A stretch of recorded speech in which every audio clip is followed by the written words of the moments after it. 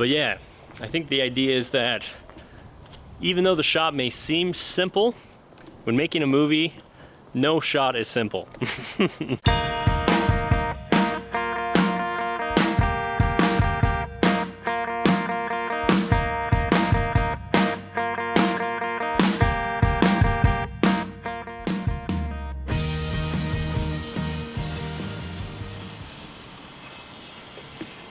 Flashbacks and dialogue. Yeah, so like everything is explained through flashbacks. Like they don't even let you think.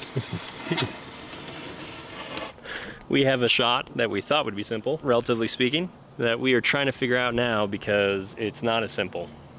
We were just going to shoot it here in our driveway, and then because of the wide-angle lens, you can just barely see the tips of those trees sticking in our shot. So that's not going to work. So now we have to figure out how we can get it over to the park. And we figured out that there's some items that show up on camera, and so we have to kind of add a little bit more additional things to the interior of the pod when we thought that nothing would show up. And so we're trying to put some particles into there so it looks, you know, dusty when he opens up the pod. We tried the fog machine and it's just not going to work. It looks too much movement in the fog. We need a haze machine to get it to look right. But we don't have a haze machine yet and haven't been able to find a place locally that we can rent one from by tomorrow. So we're trying flour.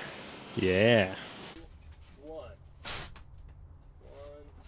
three. Okay, so the flour looked good in terms of the particles falling, but it still doesn't quite give us the ambiental dust that we want, that we would get from a haze. So either we go buy like an atmosphere spray, you know, like haze in a can, but I don't have any local stores. And our shoot day got moved up 2 days, and I don't know. So I can't really buy some haze in a can and next day it here without it costing just a fortune. So yeah, no shot is simple. Okay, we've got a reshoot to do for the shot that was supposed to be easy and turned out to not be so easy. After we got all the footage together and edited it, we realized that there was one piece that, even though we filmed it properly, Frank's character is turning to one side to hear a sound, and he turns back around the other way to draw his weapon.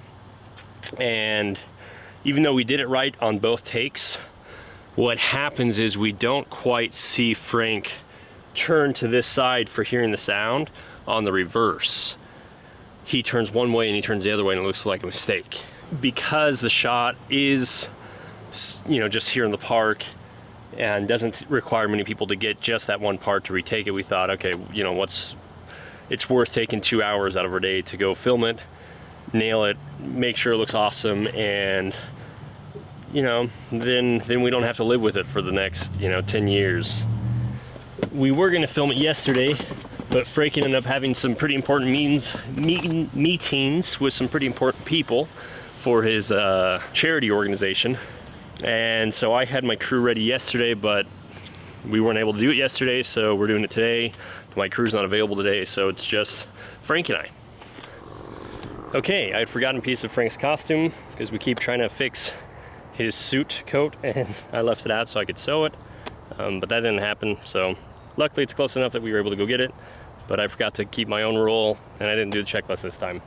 Well, because we're a little later in the season, the sun is lower in the horizon, so we are correct the tilt of the pod to try to get the sun somewhat in the same place. There are no clouds this time, which is kind of unfortunate, and if it does matter, it's a lock shot so we can have Timber Pixel over in London painted in.